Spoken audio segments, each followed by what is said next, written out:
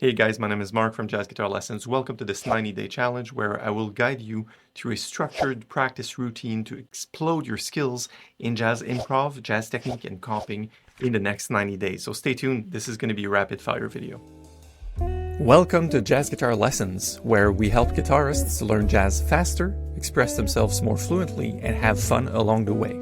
My name is Mark, and if you're looking to learn jazz, form better practice habits, and especially if you enjoy a French accent, make sure to subscribe.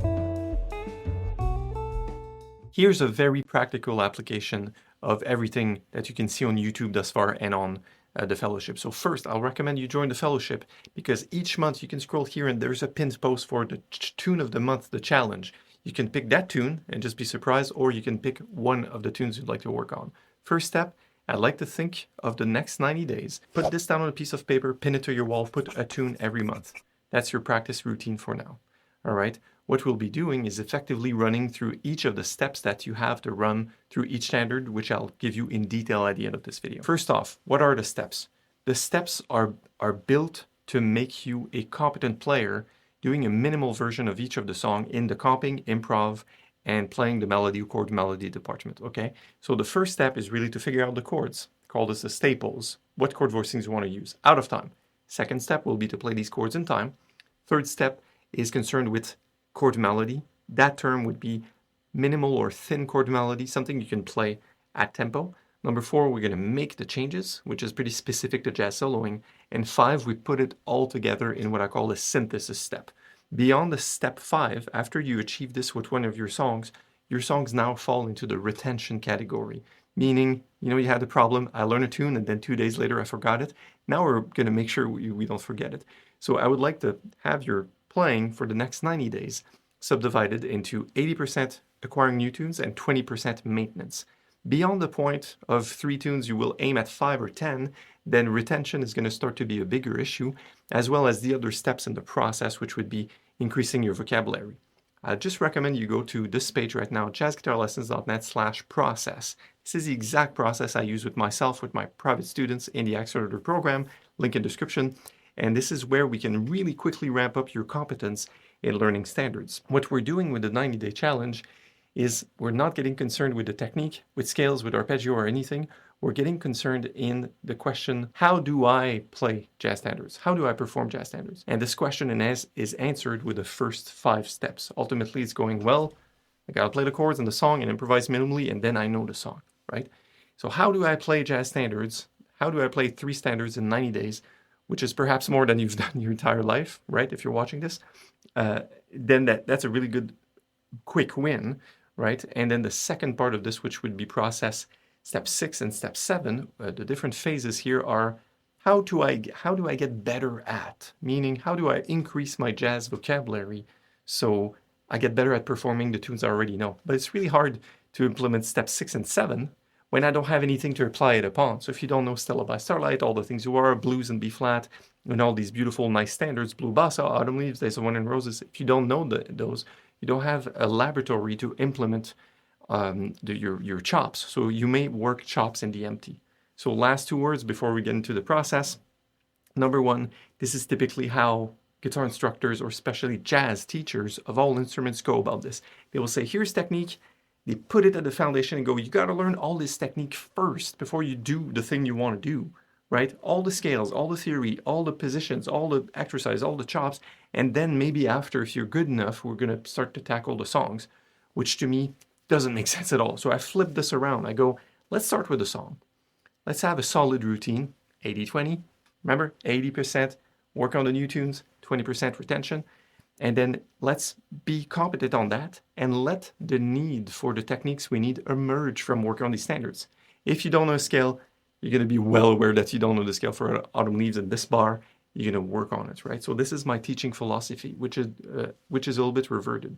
And last note before we get in this 5 steps, I'm doing this a bit selfishly. I want to help people, right, to have a bigger impact. So if you're watching this and I never talk to you, or you never take lessons with me, whatever, it's fantastic. But also, if you do have the intention of meeting with me as your one-on-one coach, I have proof that it works. Take the coaching with Mark. How do I know it will work? Well, it already has, right? If you follow that process on YouTube and you get the results, you can only benefit from more coaching, more hand-holding, getting your video feedback and precise reviews and getting one-on-ones and whatnot, right? So let's get going with the process in 5 steps. Okay, what I want to do here is start with Autumn Leaves because it's a rite of passage. We're going to do it in the key of E minor. So the first notes of the melody are E, F sharp, G, and C, and the first chord is E minor. Not to be misled with Autumn Leaves in A minor. That's actually in G major or E minor, all right? So the first step is called staple voicings, and you can find a link in the description for the full training on the fellowship on this. I will encourage you to grab a lead sheet, and you will replicate this with all your tunes. Look at the symbol and pick one voicing for each symbol.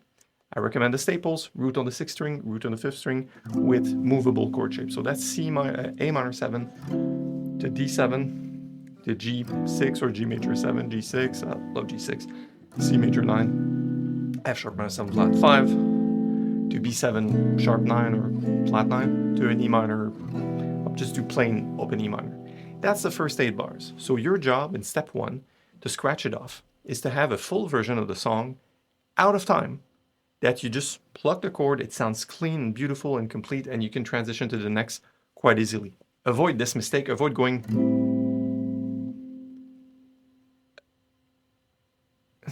right? We don't want that. We want the chord and go, it's ringing, where am I going next? Next one, boom. Where's the next one? Boom. We avoid the gap, yet we don't really count and play in time. That's it for step 1. Please do this on 3 songs in the next 90 days, and you can use a little checkbox like a to-do list to make sure you do it. Film yourself doing it, post it to the fellowship. Hey everyone, just a quick break here. If you're loving this episode and you want to elevate your own jazz guitar skills, reach out to us. We've guided thousands of guitarists in becoming accomplished jazzers beyond their wildest dreams. So check the link in the description or visit jazzguitarlessons.net to get started today. Okay, now back to the episode. All right, on to step 2. So step 2, we're going to take our staple voicings and we're going to take them through what I call the conveyor belt. This is where we do it in time, and I recommend, say you're doing Autumn Leaves, for instance, I recommend you do it simply with a Charleston rhythm throughout the entire form.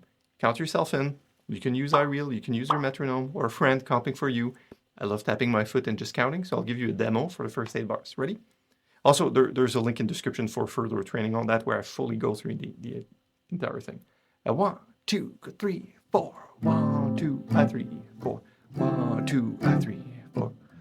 2, 3, 4. 2, 3, 4. Don't let the simplicity fool you. Record yourself and do it. 2, 3, 4. Right, so that's the song. Step 2 is simply playing the chords in time. If you can do both, you are 2/5 of the way of completing that song for that 90-day challenge. So I think you can probably work on a song per month, or perhaps faster if you're more advanced. Hey, if you do 3 songs in 3 months, that's a win. If you did 5 songs in 3 months, man, that's amazing. Let's move on to the next step. The third step of the process, I like to call it chord melody, although there could be another label on it, because I'm not referring to full-fledged, really complex chord melody. I mean a process where we can hear the melody and we hear some comping. So I recommend, again, you follow the link to the fellowship. There's a version of Autumn Leaves by yours truly, which is I call it the Essentials version. It has a chord melody that sounds approximately like this,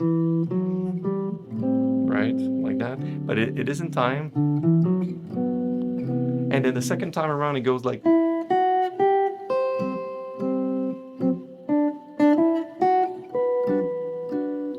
so we have the top melody that's held up with the chord punches under it.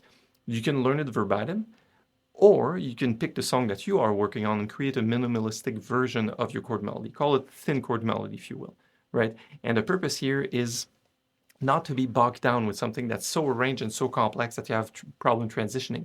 We want to hear the melody, and I think that melodies on top strings is pretty boring if it's just naked like this. Crickets. I think there's plenty of space so we can fill a space. So I avoid teaching students just a plain melody, but also avoid the extreme of the chord melody. It's to find a balance, right? So call it a thin chord melody, and a test of a thin chord melody, something simple, is putting on the time and seeing if you have to cheat yourself. If you put iReel Pro, iReel just carries on. It doesn't care, it's not waiting for you. So I recommend you do that at a relatively slow pace. And You can create your own arrangement. You can grab any of my essentials for free right on the fellowship, or you can grab another book, say a Barry Galbraith Solos book or any good old standards, look at the thing, and make it as simple as possible while we still retain the melody and the harmony. Okay, now that you can perform the chords out of time, the chords in time, and a chord melody minimalistically in time, you are 3/5 of the way to doing the full thing of your 90-day challenge. The fourth step is concerned with making the changes. And it's not what you think. If you've never been exposed to this, you will find out that what I love to do is start simply with the note that gives us the most bang for our buck.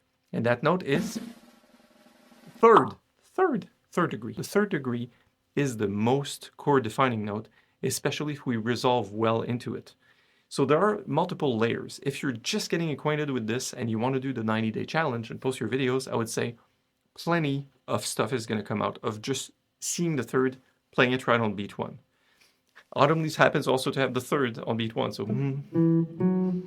third. That's the third of G, right? So that's going to require a bit of legwork in your mind, but that's really good. Let me just do Autumn Leaves with no bass notes. I'll just count quickly and play the third on beat 1 of each. You ready? 1, 2, 3, 4. 1, 2, 3, 4. 1, 2, 3, 4. 2, 3, 4. 2, 3, 4. Right? So that's just putting the third right on beat 1. So that'd be the first layer. Where are my thirds? Can I play them in time? Can I wing this, put I reel, and not skip a beat and just know where they are? The next step will be to add one note targeting into it. I like to see it like a plane landing. So I go third is there and I go from above, everyone together, into the third from above. So if I'm on that chord, I go, look at that, that's my third. Cool. What's above? That's just go up a fret or two. Typically it's 2 frets or 1 fret depending on where we are in the key. Eyeball it and earball it. Is that a word? Earball it. Go, this is on beat 4 and this is on beat 1. So I'll do the first 8 bars of the progression quickly to give you an example. Again, in the fellowship, there's a full demo of this in which I run the gamut of all the thirds connections. So third right on the beat and 1 note approach. A 1, a 2, a 2, 3, 4, 1, 2, 3, 4, 1, 2, 3, 4, 1, 2, 3, 4, 2, 3, 4, 1, 2, 3, 1, 2, 3. Right. So that's like, beginning to target. And there are several different milestones and cracks or tweaks. You could go like several levels on a metronome to crank it up. I'll give you a good milestone by the end of your 90 days if you've never done this, okay? The milestone is 3 note approaches from above in 8 notes, all right? So if you've never done this may feel overwhelming, but it's fine to slow the time down, to work on this for a week or more, and then submit your video to the fellowship. Because at this point, you will have all the different components of the tunes almost. We're almost there. That's step 4 out of 5, right? So playing 3 8 notes will sound like this. A 1, a 2, a 1, 2, 3, and 4, and 1. So I'm playing and 4, and 1. So there's 3 targets, 3 approaches, and the target, meaning that we start a line on the end of 3. There's 3 8 notes in the end of the line. Just tipping my hat to Hal Galper with Forward Motion, which introduced that concept in his book, which is fantastic. So I'll give you a bit of a rundown of how it could sound with 3 8 note approaches, not too fast. A 1, a 2, a 1, 2, 3, and 2, 3, and 4, and 1, 2, 3, da, da, da, da, da, whoops, sorry. It's live. Mistakes are bound to happen. You know what matters? Keep going. The form keeps going. iReel is not catching up to you. iReel is just going to keep going. Your bandmates are going to keep going. So keep going and build up that tolerance. Again, that's a good milestone. It's not, I wouldn't say it's advanced, but I would say it's a good place to be to go, yeah, I got my foundations. Once you can do targeting from above 3 8 notes on any chord and you can wing it, then there are plenty more ways to do that. People say, I want to use an enclosure. Be my guest. You want to do an arpeggio up, resolving down. You want to do this or that or that. They all work. They're all fine. But now I'm segmenting the work to go, what's the minimal thing you can do so you have an impact? That's the goal. So just to recap, you got your chords down out of time. You got them in time with a little Charleston on the form. You got a minimal chord melody. And now you're able to make the change on each. You're not concerned with shredding on blues scales or learning all arpeggios and scales in all positions and then shredding with the flat nines. You don't have to do that. You can just resolve properly and then you're fine. And let's move on to the fifth and final step of this 90-day challenge. Step 5 of our process. You've made it. Congratulations. You want to achieve step 5 on at least 3 tunes within the next 90 days. And then you can shoot me an email, mark@jazzguitarlessons.net, or, send me flowers or something, because you can say, oh my God, Mark, this works. Yeah, it works. It does. It does. It does with me. It does with students. It's fantastic. Plus, it's like air. The most beautiful things in life are free. It's just a segmented process in which you can divide and conquer, do the work. My step 5, I like to call the synthesis. So we synthesize by saying, well, if I'm able to achieve step 5, I don't really need to look at step 1, 2, 3, 4 anymore, because I will know the song. Here's step 5. I like to call it the jam session. So feel free to put on iReel or to use one of the jams that you have on the fellowship for free with the link below. And in the jam, I have to do 4 things. And I refer to this on YouTube as my 4CE. Thank you, Michael, one of my first guitar instructors. 4CE stands for 4 chorus exercise, 4 chorus exercise. So there are 4 choruses in which we do 4 different roles. First one, head in. Last one, head out. Head in, head out. Pretty easy.